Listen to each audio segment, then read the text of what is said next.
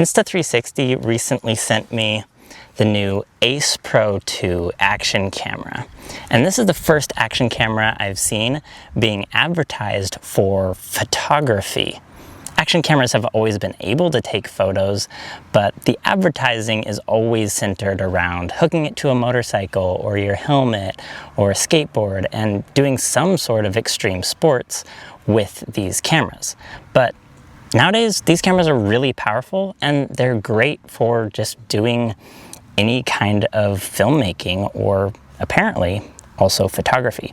And Insta360 has even gone as far as actually making this metal cage for the camera that has a hand grip on the side here. So it gives it a more traditional camera form factor. And I'm just gonna get out today and see what kind of photos I can capture with this action camera.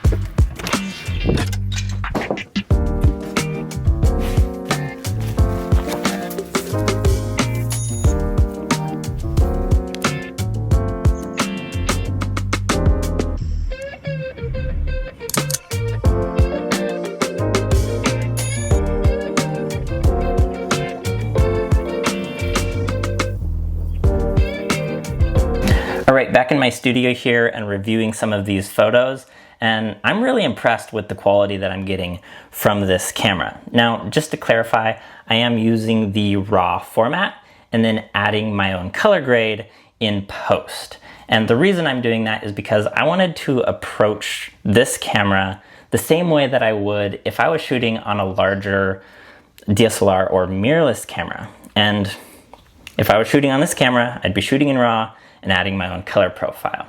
So that's what I'm doing here. I know that doesn't give you guys a very good idea of what the photos look like straight out of this camera. So that's what we're gonna get into next here. I'm gonna show you some more photos and I'll show you what the JPEG photo looks like, because when you take a RAW photo, it also saves a JPEG.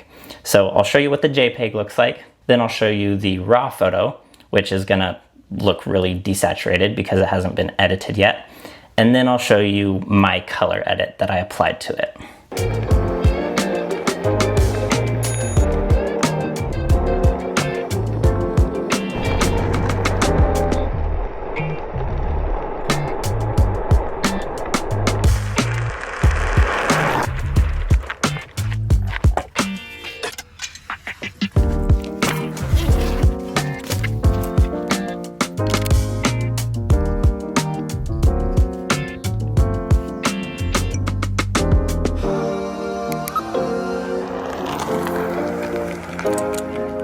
So here's one of the JPEG photos straight out of the camera. And the camera has already applied this kind of HDR saturated look to the photo. Honestly, looks pretty great. Here's the RAW file before editing. And here's after editing.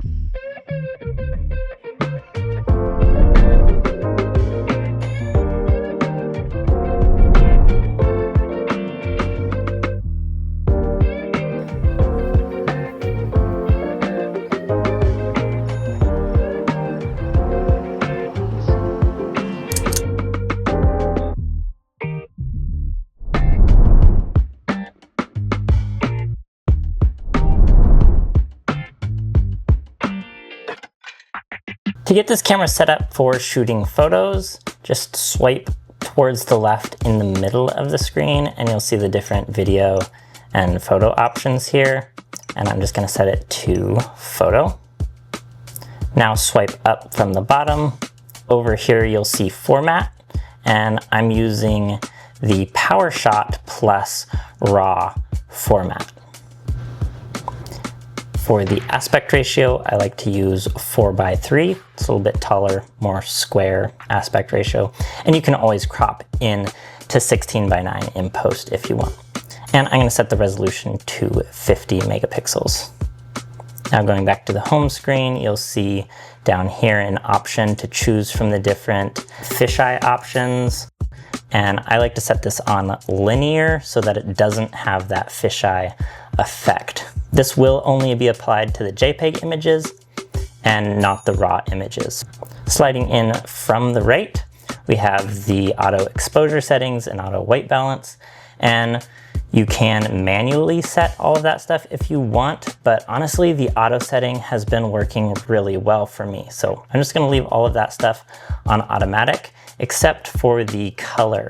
There's different color profiles here, and I've been really liking this Leica natural color profile. And that's what you've been seeing on all of the JPEG images. Again, this only affects the JPEG images and not the RAW images, but I've been using the Leica natural color profile. And these are the settings that I'm using for all of these photos.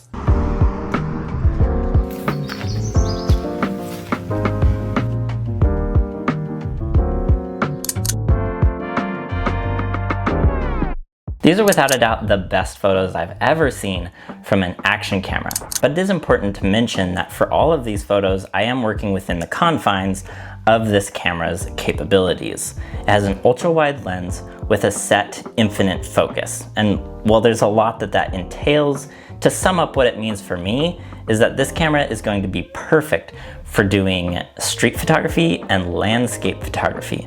And actually doing this photo shoot has made me realize that this is gonna be the perfect camera for me to take on vacation and go hiking with, because for those applications, 90% of the time, I would have an ultra-wide lens on my mirrorless camera anyway, and this camera is going to do just as good of a job at shooting those wide-angle photos while being a lot more compact, portable, and more rugged than my mirrorless camera. So in conclusion, action cameras are now not only better than they've ever been before at filming sports videos, but they've also become more versatile. And now they're actually pretty good at photography. If you're a photographer who likes taking wide angle shots, this camera is actually worth considering. If you want one, there's a link in the description. You can check out some more of my videos over here, and I'll see you in the next one.